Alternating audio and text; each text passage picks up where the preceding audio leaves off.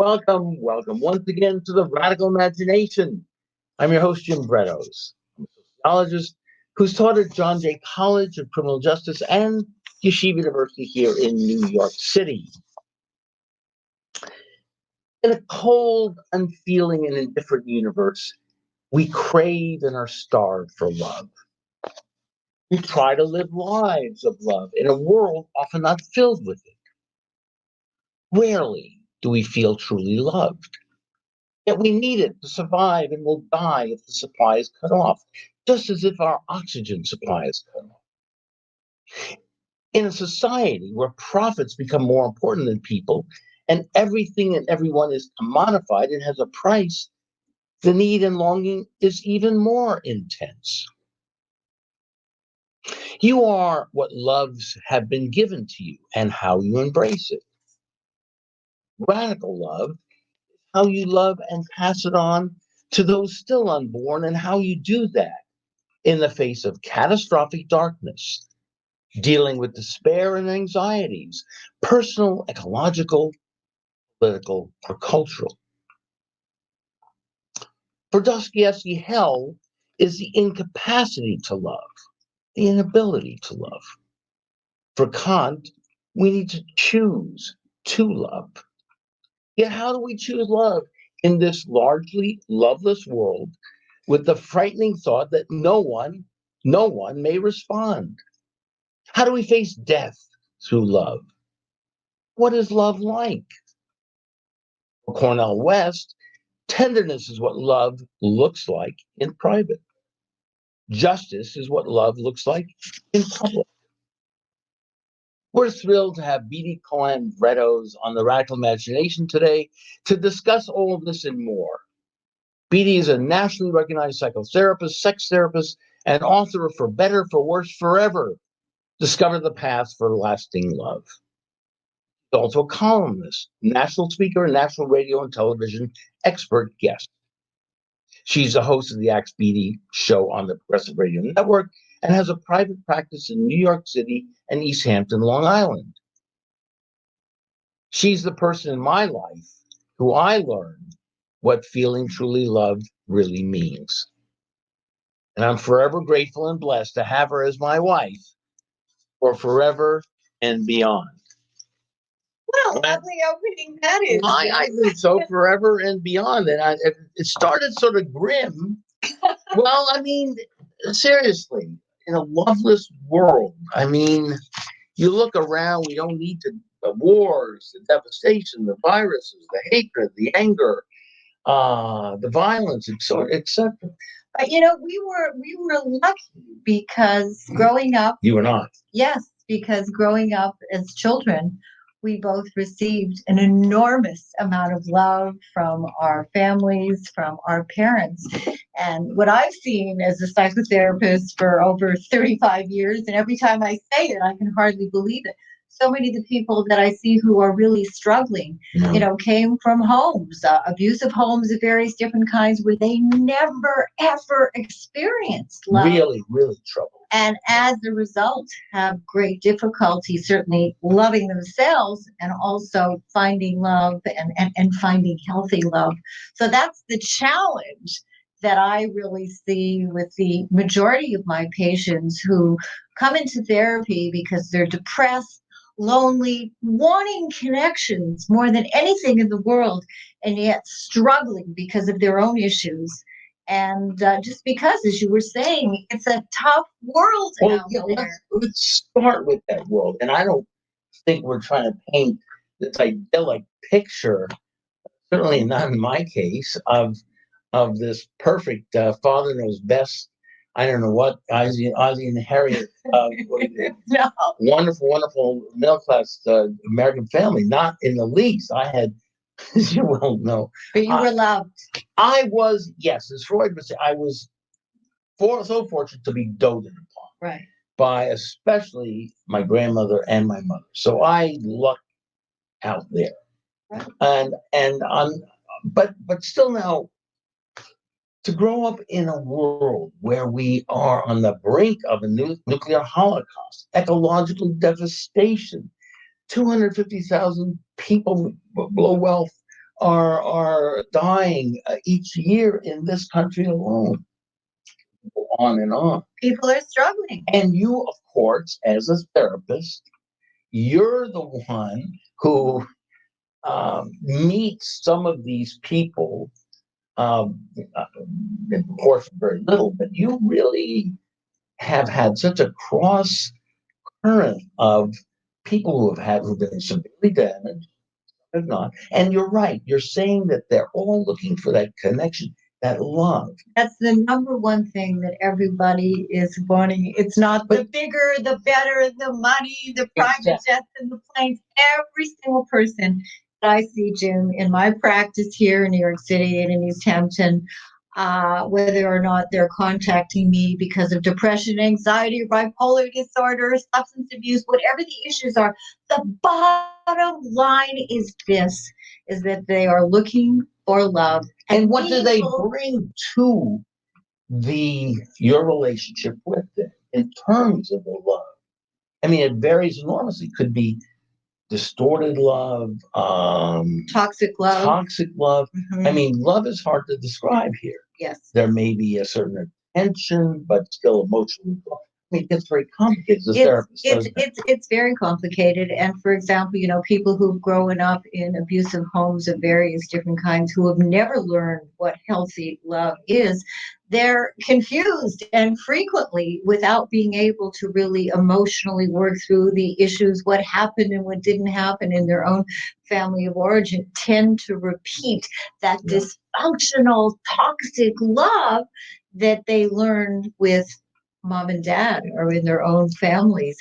So there's a lot of, in fact, fortunate enough to have a love. The two families. Exactly. If we're talking about personal relationships, and then we can talk about a more global issue and problems and income inequality and racism and things like that. What I've discovered over the years is that there are basically three things that people need to do if they're ever going to be able to find and maintain and sustain healthy love. And first of all, it starts with us, that each of us needs to be in a really good place emotionally and psychologically and psychiatrically, and work through as best as we possibly can, even though we can't change history, we can't change anything that happened a second ago, the issues that really got in the way of their lives early on, the abuse. Is it fair to say what you're saying then is the first thing is have some sort of love of oneself? We've got to be okay, because if we're not okay, we are not the wishing, the hoping, the fantasy, the dreaming. We're not going to be okay if we don't have some sort of love, right? Or what we make of that. That's true. And if we haven't been fortunate enough to receive that kind of love, this is where really good therapy, is very, very effective, where people are able to emotionally understand what happened and what didn't happen, and get to a place in their lives where they really are living in the moment without one foot in the past and one foot in the present. And then they're able to move forward and hopefully find healthy love versus the toxic love that they may have grown up with in their families. But that's only the first thing, Jim. And I know you've heard me say this so many times on many, many shows. So many questions. Right. But number two is that we all need to become students of relationship education.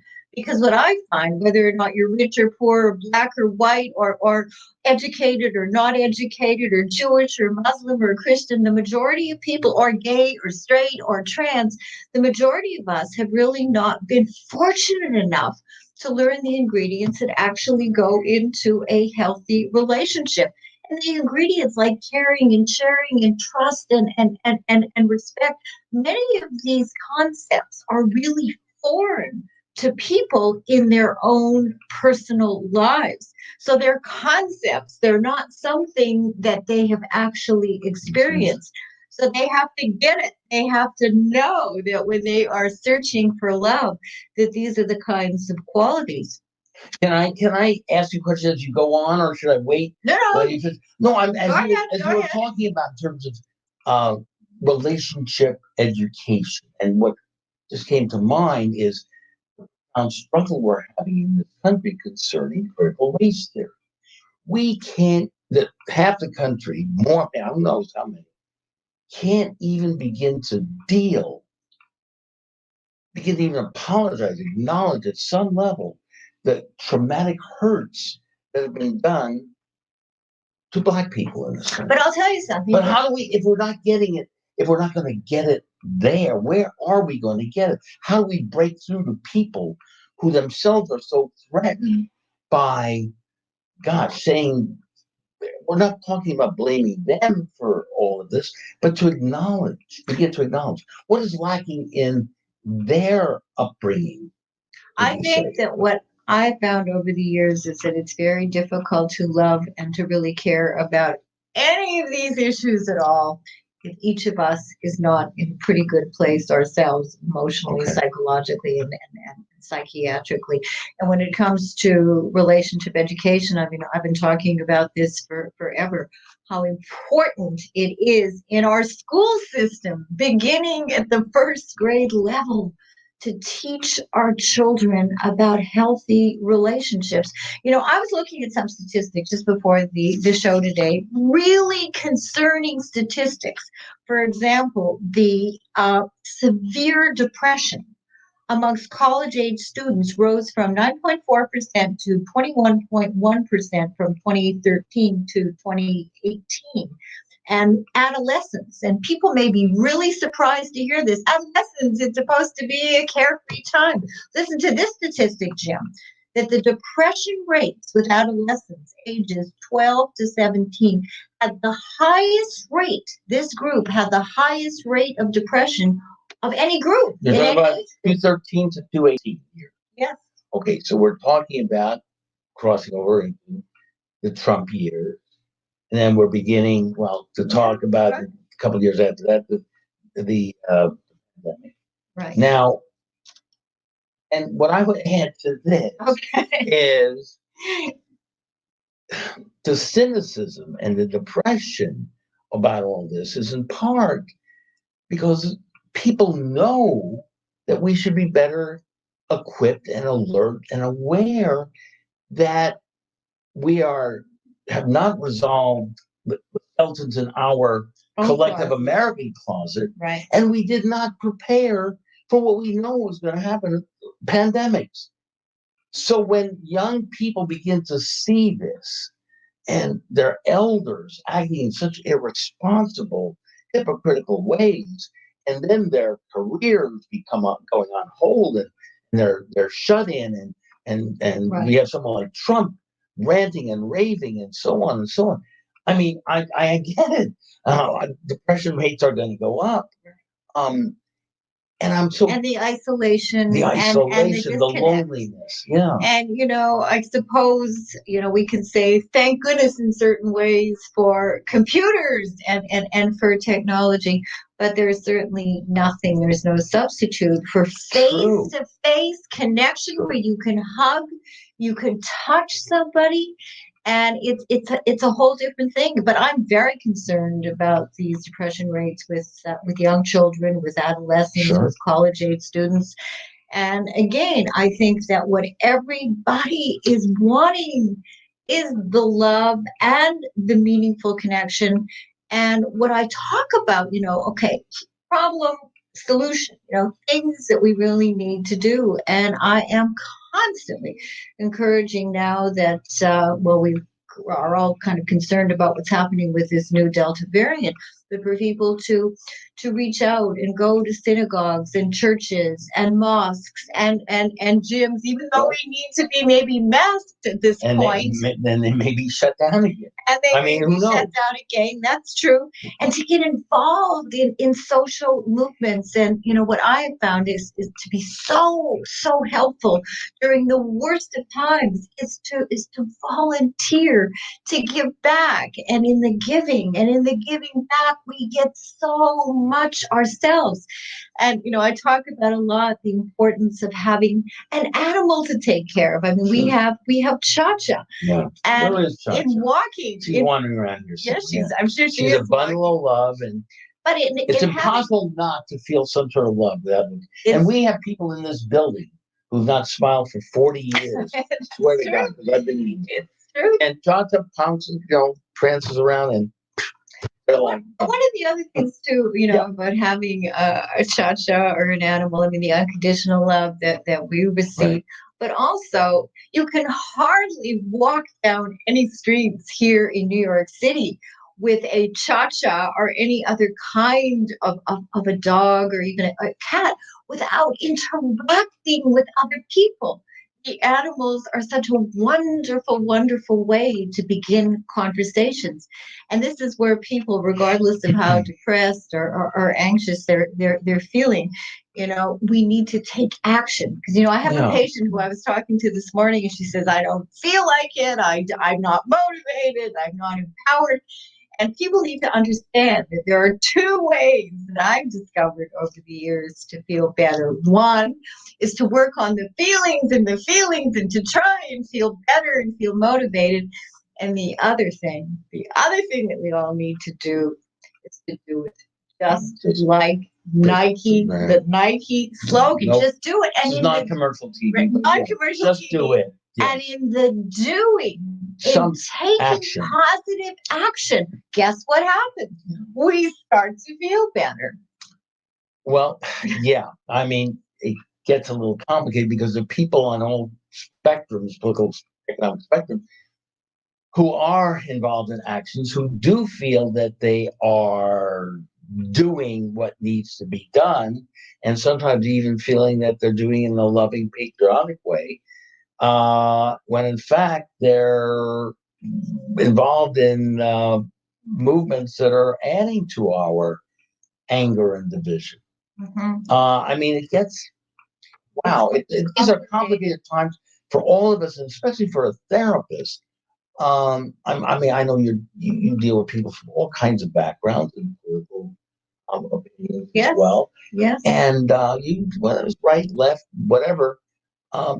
The problems are universal. I mean, obviously, people, who don't have jobs and who are waiting for the checks to come in every single month in order to be able to pay the rent and feed their children. I mean, that is another, really huge challenge, that if we had income equality and if our governments really cared about us as human beings, and if there were jobs, and if there were lower taxes, and if people really felt, as our friend Dr. Jim Gilligan talks about all the time, really respected and cared for, we would see such a difference in our society. That put you and some people out of business, but a little less business. I wasn't going to put it that way, but you're absolutely right. Is that okay? It is okay. What are the limits of individual, family, group psychotherapy within a society that at so many levels is so dysfunctional itself? It's very,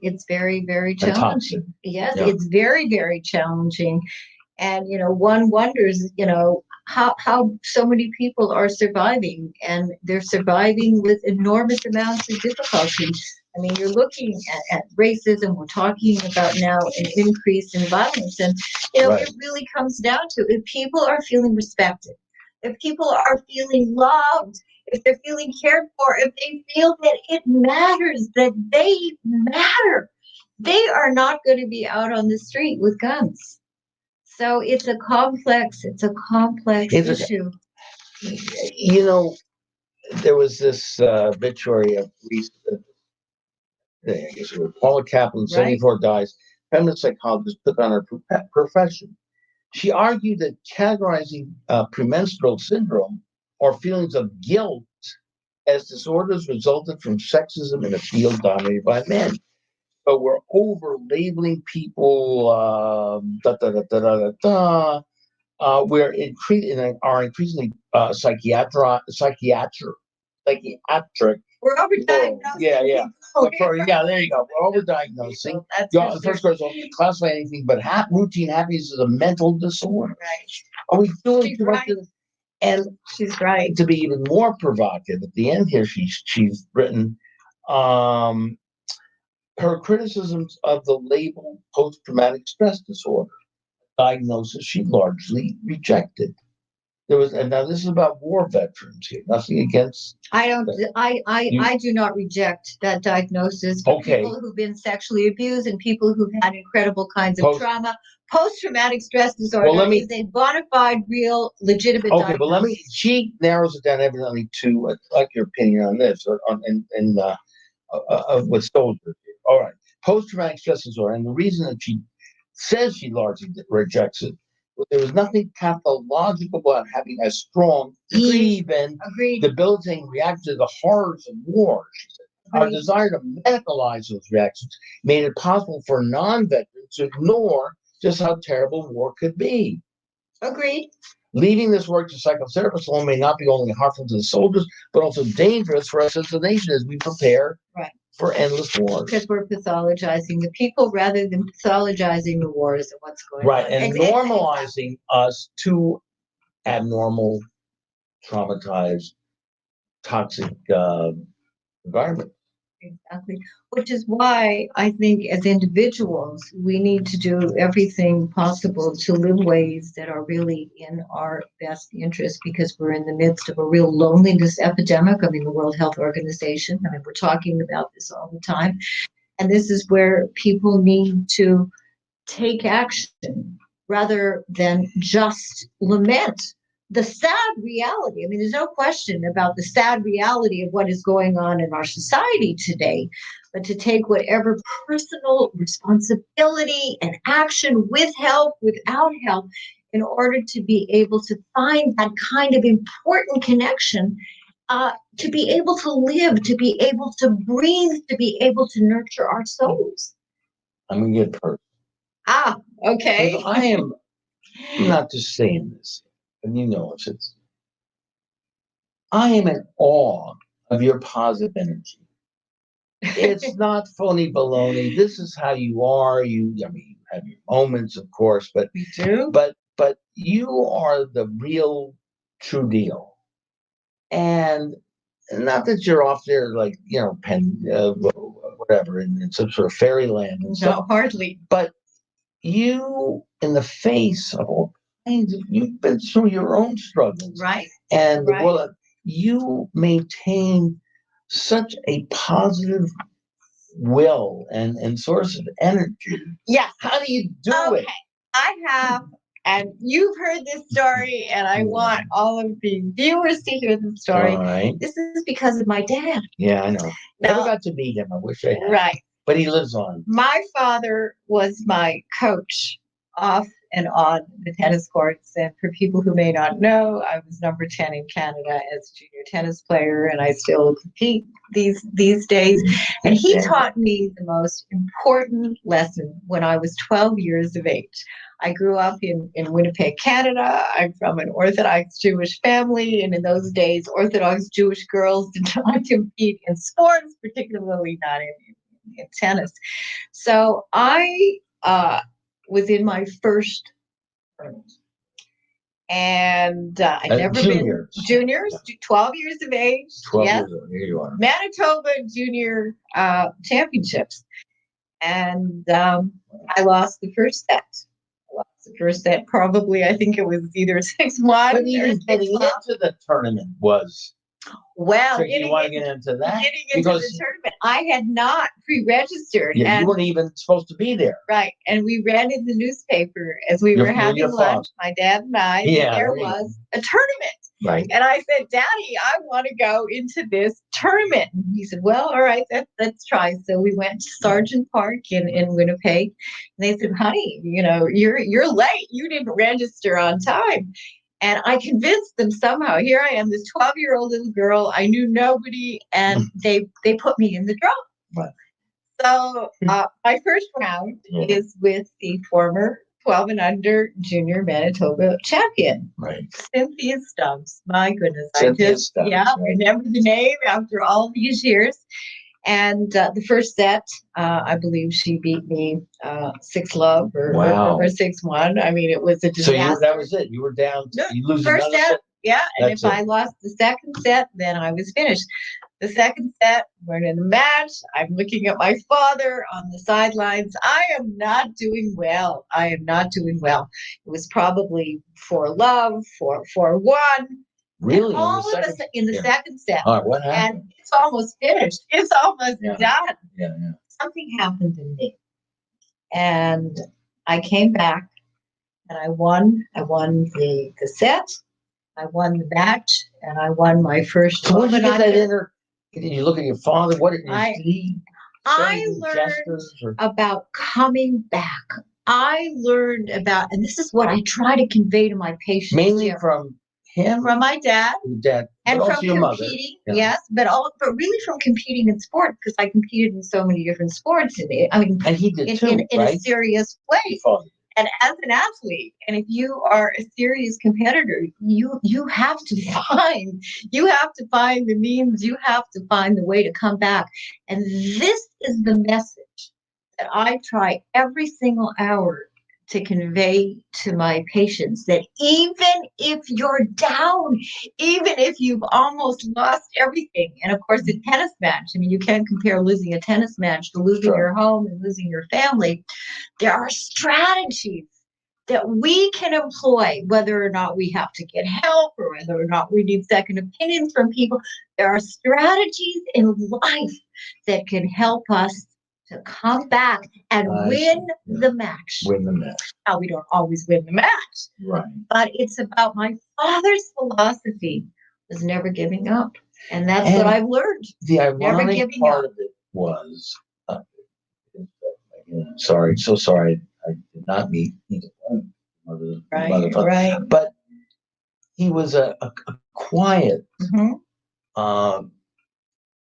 very philosophical, and somewhat depressed also. Lonely, disconnected. Not really having the sort of people around him that he wanted to communicate with. Right. And yet he gave what love and energy he had in that area to you. He gave enormous. He gave everything. And other people and kids in the neighborhood. But so there we go again. You are blessed by this particular love that you got from your father that was passed down. You pass it down all the time. And that's what I was saying in the opening. I'm blessed every day to have that from you and with your patients, but basically everyone you come in contact with. Well, but we give it, to each other. And this is one of the things that's so important for talking about relationships again. Right. It's about mutuality and reciprocity. It's not just about me giving, or you taking. There needs to be mutuality and reciprocity. And we have to be very, very careful who we allow into our life, which is why I wrote the book.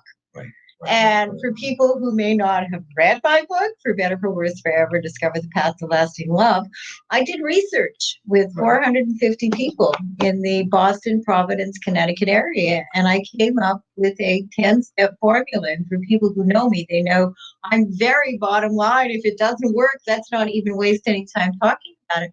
And this formula teaches all of us how to assess who's right for you and who's wrong for you before committing to any serious relationship. And the thing that is, and of course, I wrote the book for my daughter, Jordana. And, the thing that is so important is that we need to, when we're looking at relationships, personal relationships and also professional relationships, we need to educate ourselves.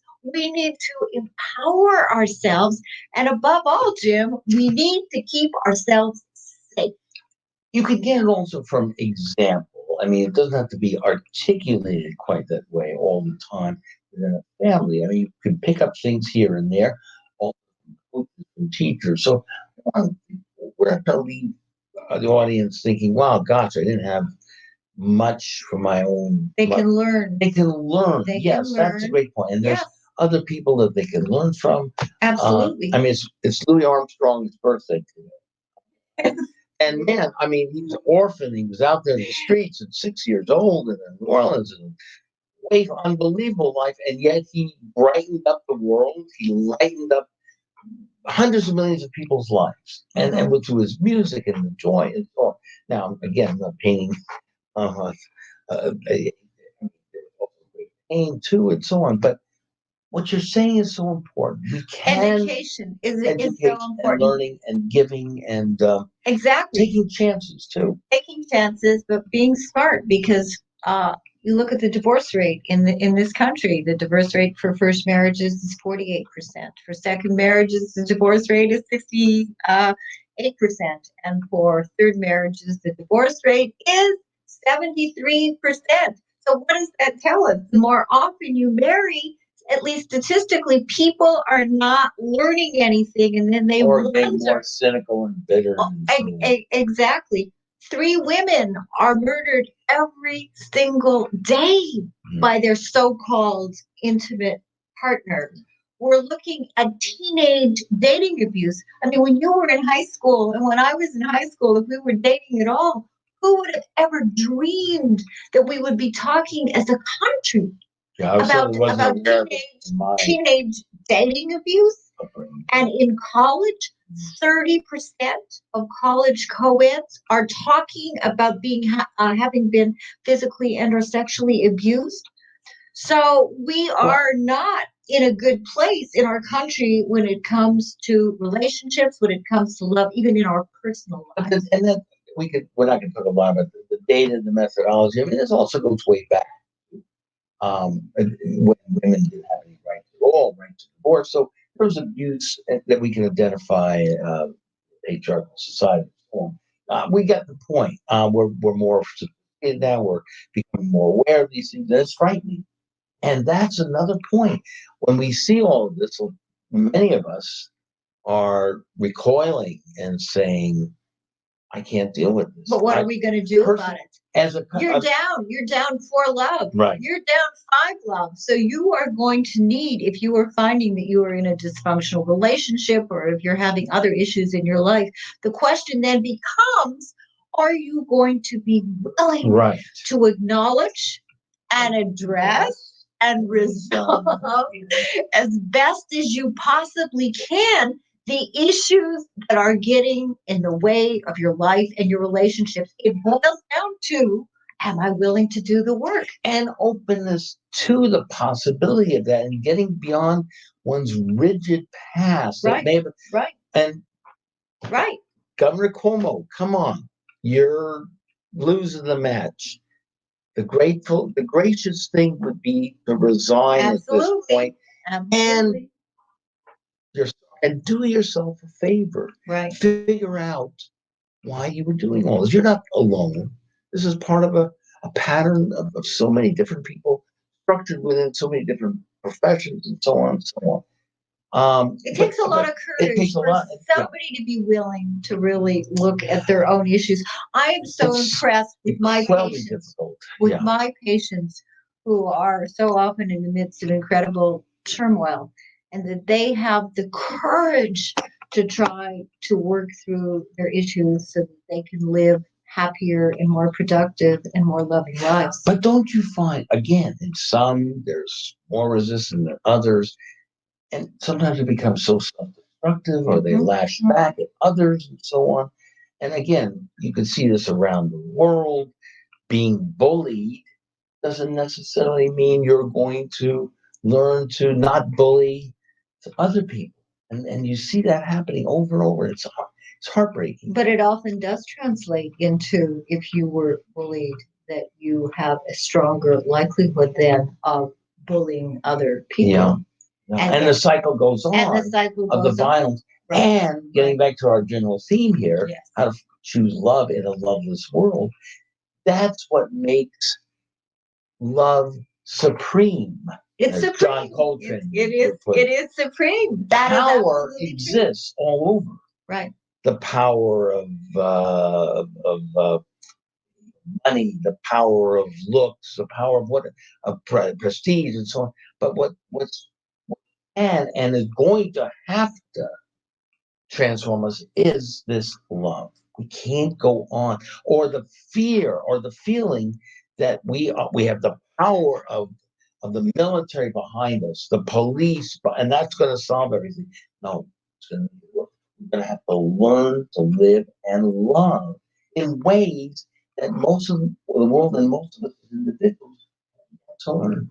Well, it's true. And You think so? yes, I think that, the AA philosophy is to recognize the differences between what you can and can't change. Now, may not be able to do something say about what's going on in Washington, but I want your viewers, I want the people watching the show right now to realize that they have the abilities, they have the strength, they have the courage, even though they may not feel it today, to take positive steps and take personal responsibility to change the trajectory of their own lives, regardless of how bad things are. And of course, that may mean reaching out to mental health people. It may mean getting therapy.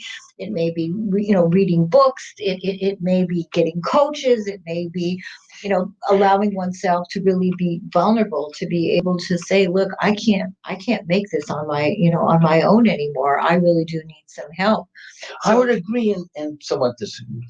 Okay. I agree with what you just said there in terms of getting your own self together, right, and so on, more loving.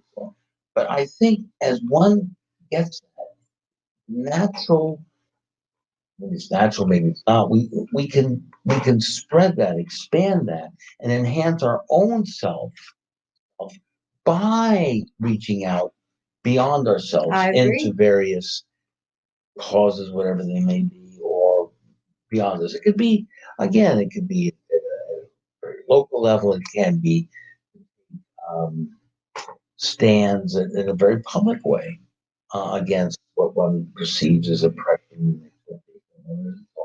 I think I'm agreeing with you essentially that sort of love needs to come from within, and it needs to expand.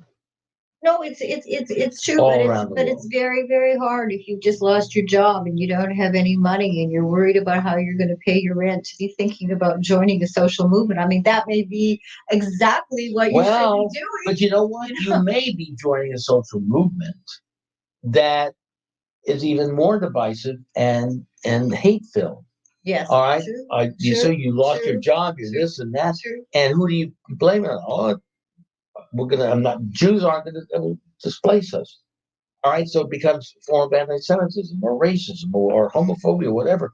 That's the sort of divisiveness that we therapeutically need to turn away from. No, absolutely. Individually as well. Well, now you're talking about toxicity. And for people who know me and listen to the Ask Beatty show here on the Progressive Radio Network every week, you know that I have a philosophy in my personal life, in my professional life, and that I try to teach to others, of zero toxicity.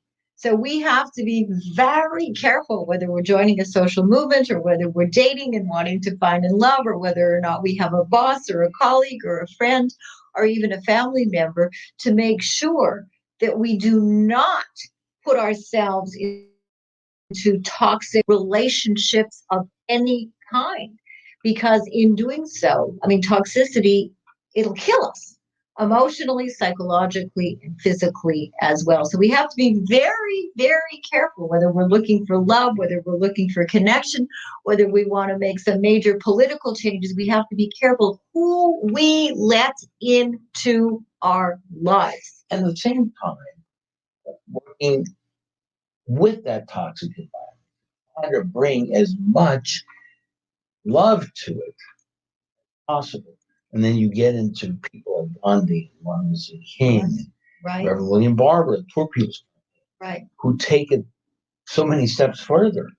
And these are incredible human beings and individuals, but they give us a sense of role models that give us also courage that we can do that. And I think we all can. We all can. I'm very much of an optimist on this. I think when people see the possibilities, as I think a good therapist opens up, that that need to love, the natural desire, will win out. Well, and if there are barriers and Mm. skeletons in the closet, or what I call unfinished business, it's really getting in the way of people being able to love, to find love, to engage in a way to help to create a more loving world. Then you need to give yourself permission, everybody, to reach out and ask for help, and remember that all therapists are not the same. I mean, that could be a whole other show. I have real issues with American mental health.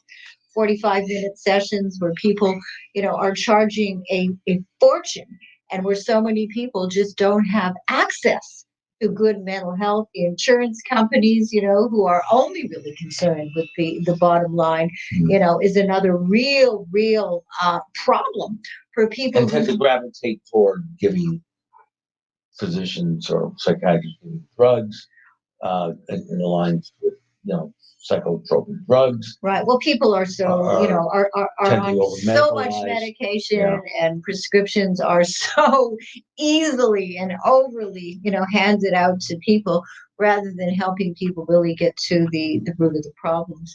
But, I too am very optimistic, because I think about my dad, and I think about being down for love in the second set, and finding ways and finding resources with a coach, with a therapist, with friends, with family, to come back and to be able to really move forward. I know I'm very concrete as you're talking.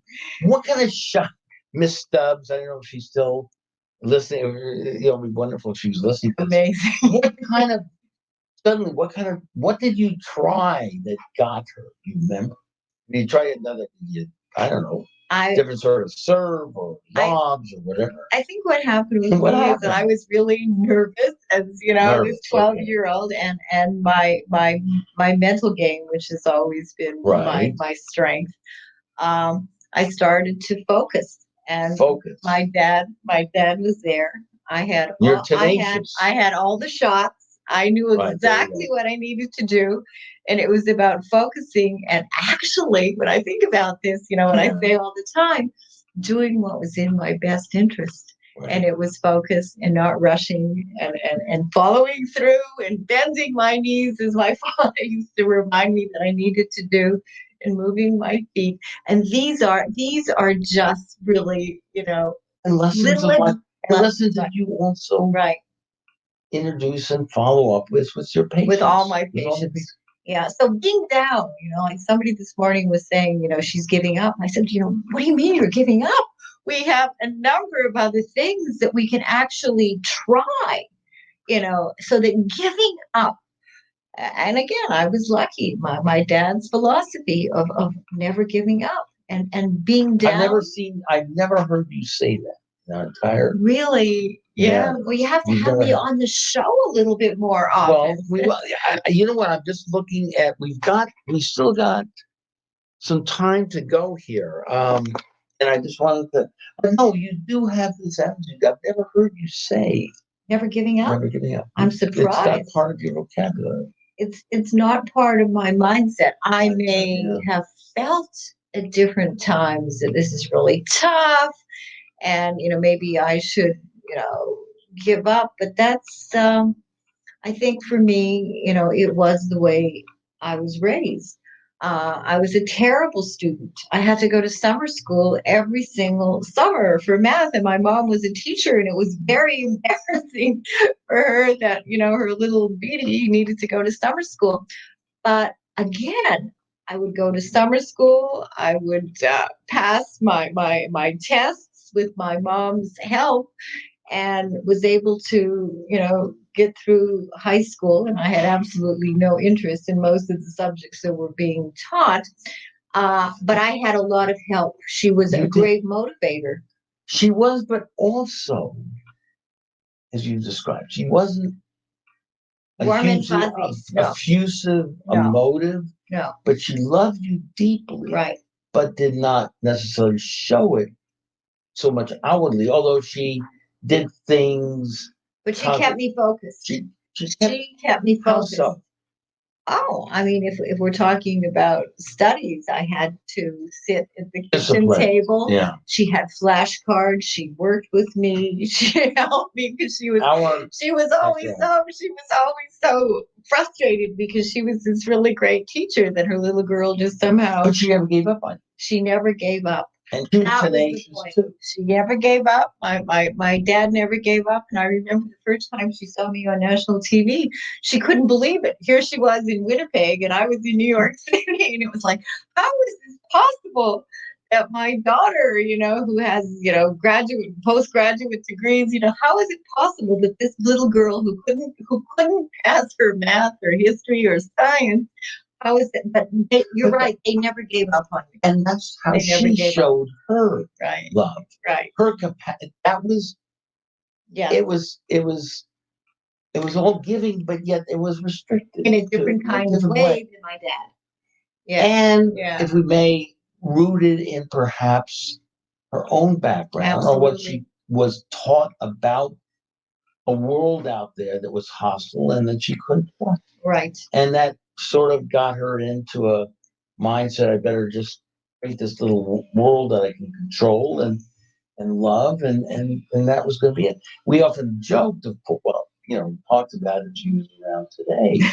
And, I would have a great time introducing her to people and communities and so on that she probably never met or only maybe read about and didn't really understand or was perhaps fearful of. And I know that, again, opening up these opportunities and meeting people, and that's how you break through the fear and the cynicism and so on. Well, it's interesting that you use the word fear, because one of the reasons why my mom and my mother, she never saw me play championship tennis or badminton. She did watch me as a figure skater, but she was fearful of my being in the non-Jewish world. Because that's why she didn't. She would not go. She would not. She did. What did you think?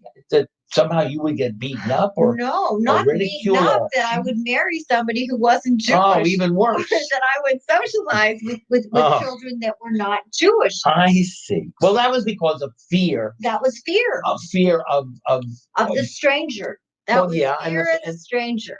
Well, let's carry that on for a minute. Whereas my father was completely the opposite. And he would visit, and then he would see you play, and so on.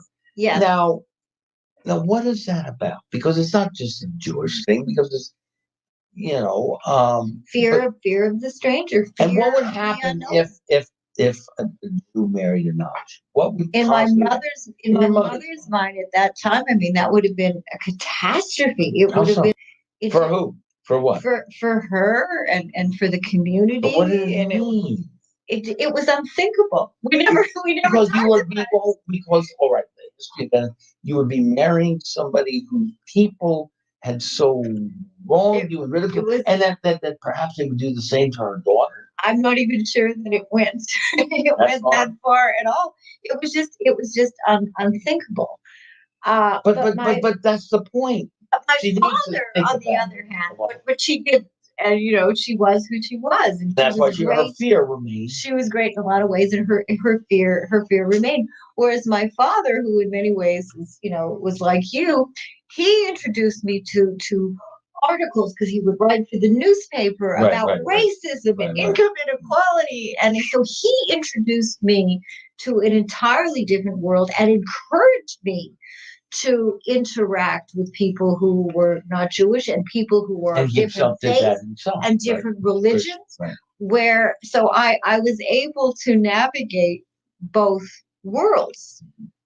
And, I'm so grateful. I'm actually grateful to both of my parents, but, to my father, really, otherwise I could have grown up also in a very, very sheltered world where I feared the other, where in fact I grew up in this world where I learned to embrace the other and learn from the other. Do you find that fear in a variety of ways also in your patients?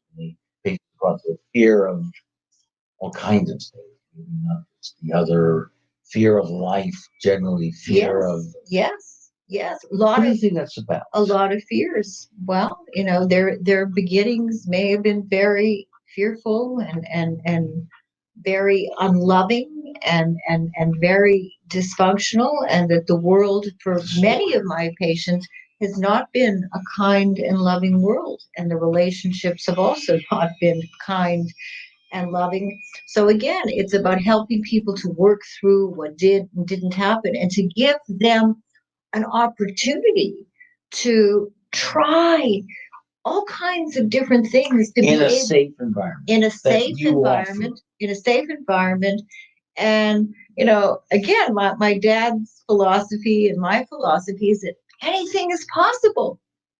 If a 12-year-old who had no experience was able to convince tennis organizers, adults, that she should get into a tournament and come back from, being down in two sets and winning her first, Sure. provincial tournament, that is just such a great example in life for all of us, that, with good coaching and being tenacious and never giving up, that almost anything is possible. And that's what I have tried to convey to my patients every single day. And I've heard that term you've used, to even reparent. Reparent, yes.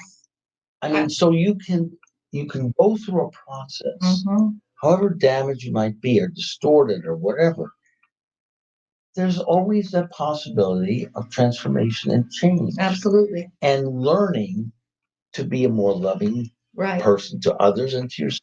And it's so interesting, there's two young women now that I am doing therapy with, and that is exactly what they said. One said to me, she said, "Gosh, Beatty, I wish you'd adopt me." And the other recently used that term, and she said, "I think you'll be able to reparent me because I didn't have a mom." And so part there's of a willingness to do. Oh, very much so. And part of the therapeutic process, if need be, is in fact reparenting people who were not given the love and the real parenting that they deserved as children. But always what about those who aren't open to it? Try as you might, you can't help everybody. Right? But I don't give up. I know you. I have a couple people right now. It's like you want to just scream because, whatever suggestion you make, they're not willing to do anything. But my mindset is you have to keep the ball going. You have to keep trying. And I think that all of us in, whatever kinds of situations that we have, of course, if you're trying and you're getting the same results and you're obviously needing a little bit of extra help, again, the important thing is to give yourself permission, and you don't have to navigate this world and all world's challenges on your own, and reach out and really get good help. And you can change your life. That's really important. I think it's really so important to realize that we're not here alone. We are social animals and we need each other so very much. Absolutely. Without that social communication, that love, we'll die. We will. We will. I mean, children literally will get done all kinds of studies. Absolutely. And adults as well. Nothing may not literally, but all kinds of negative and toxic things can develop from that inability to love. As I said in the opening, that's the greatest hell. No, it's the true. Inability, incapacity to love. I mean, if you think about it, if we take that in, and I'm just looking here, putting on my glasses. Time is moving along. Oh my goodness, we are really over time. We are over time. We are, and I apologize because we're going to have to leave it with Dostoevsky and you that it is the greatest hell, the incapacity to love. And I hope this show, and Beatty, you've been an example of how we go the other route. And that's what this world, and that's what you exemplify as well in my life with your patients. Thank you and so you very and much. Mine. Thank you. And you and mine. This was great. Have you back again. Yes, we will. We will. And we apologize for overtime here again. But thank you so very, very much for watching us here on The Radical Imagination. We'll see you again. This is Jim Vrettos, and we'll see you again next week on The Radical Magic. Thank you. Thank you, sweetie, again.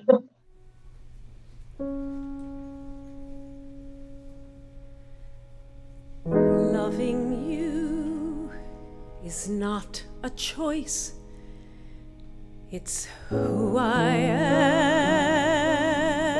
am. Loving you is not a choice, and not much reason to rejoice. But it gives me purpose, gives me voice to say to the world, this is why I live. You are why I live.